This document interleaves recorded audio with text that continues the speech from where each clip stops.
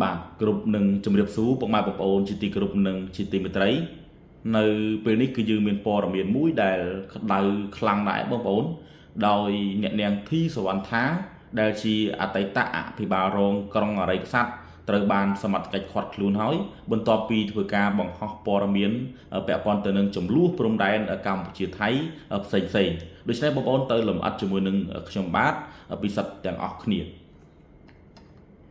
មេប៉ូលីសភ្នំពេញបញ្ជាក់ថាកញ្ញាបាទអធិស្ឋានអ្នកនាងធីសវណ្ណថាត្រូវសមត្ថកិច្ចបញ្ជូនទៅតុលាការហើយរាជធានីភ្នំពេញ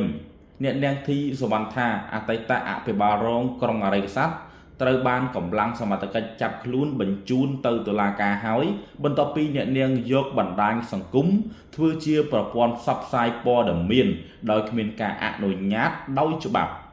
ទន្ទឹមនោះការចាប់ខ្លួនអ្នកនាងនិងស្វាមីធ្វើឡើងបន្ទាប់ពីសមត្ថកិច្ចកោះហៅទៅបំភ្លឺជុំវិញការបង្ហោះសារខ្លីៗអំពីកងទ័ពកម្ពុជា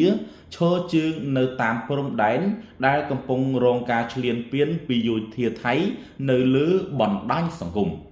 ថ្លែងប្រាប់អង្គភាពសារព័ត៌មាន SBMU តាមប្រព័ន្ធទូរស័ព្ទនៃរសៀលថ្ងៃទី13ខែធ្នូឆ្នាំ2025នេះ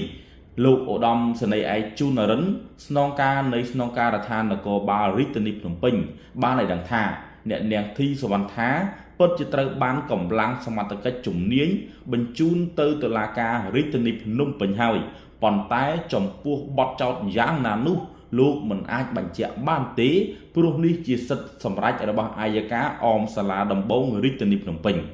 សូមជម្រាបជូនថាការចាប់ខ្លួនអ្នកនាងធីសវណ្ណថាដែលកន្លងមកបានបង្ហោះសំណេរជុំវិញចំនួនព្រំដែនកម្ពុជាថៃជារឿយៗដែលមានការច្រានចោលព័ត៌មានបាទទាំងនោះពីសំណាក់ស្ថាប័នធំបាទជាស្រ័យស្ថាប័នជាតិធំផងដែរដោយចាត់ទុកថានេះគឺជាដំណឹងคล้ายៗបង្កភាពវឹកវរនិងប៉ះពាល់ដល់សន្តិសុខជាតិបាទពុកម៉ែបងប្អូនជាទីគោរពនិងជាទីមេត្រីអញ្ចឹងមកដល់ថ្ងៃនេះថ្ងៃទី13ខែធ្នូបាទឆ្នាំ2025គឺអ្នកនាងធីសវណ្ណថាដែលជាអភិបាលរងក្រុងអរិយក្សត្រអតីត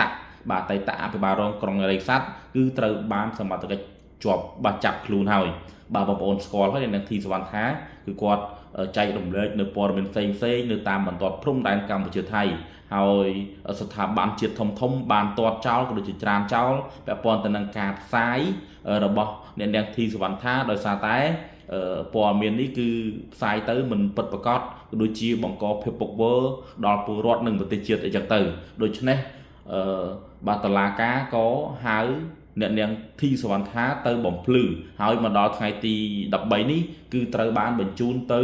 បាទតុលាការហើយយើងនៅមិនទាន់ដឹងថាតើបទបាទចោទយ៉ាងណាទេអញ្ចឹងរងចាំដំណឹងទាំងអស់គ្នាចាអញ្ចឹងបងប្អូនបាទអញ្ចឹងអ្នកនាងធីសវណ្ណថាគឺគាត់បង្ហោះព័ត៌មានក៏ប៉ុន្តែគាត់អត់ទាន់ទទួលបាននៅអាជ្ញាប័ណ្ណសារព័ត៌មានទេក៏ដូចជាមិនទាន់ទទួលបាននៅលិខិតមួយដែលផ្លូវការចេញពីក្រសួងព័ត៌មានដែលផ្ដល់សិទ្ធិឲ្យគាត់បើកស្ថាប័នព័ត៌មាននោះទេក៏ប៉ុន្តែគាត់ធ្វើការបង្ហោះព័ត៌មានចេះមួយចុះពីរទៅបាទអញ្ចឹងបងប្អូនព័ត៌មាននេះមានតែប៉ុណ្្នឹងទេបាទ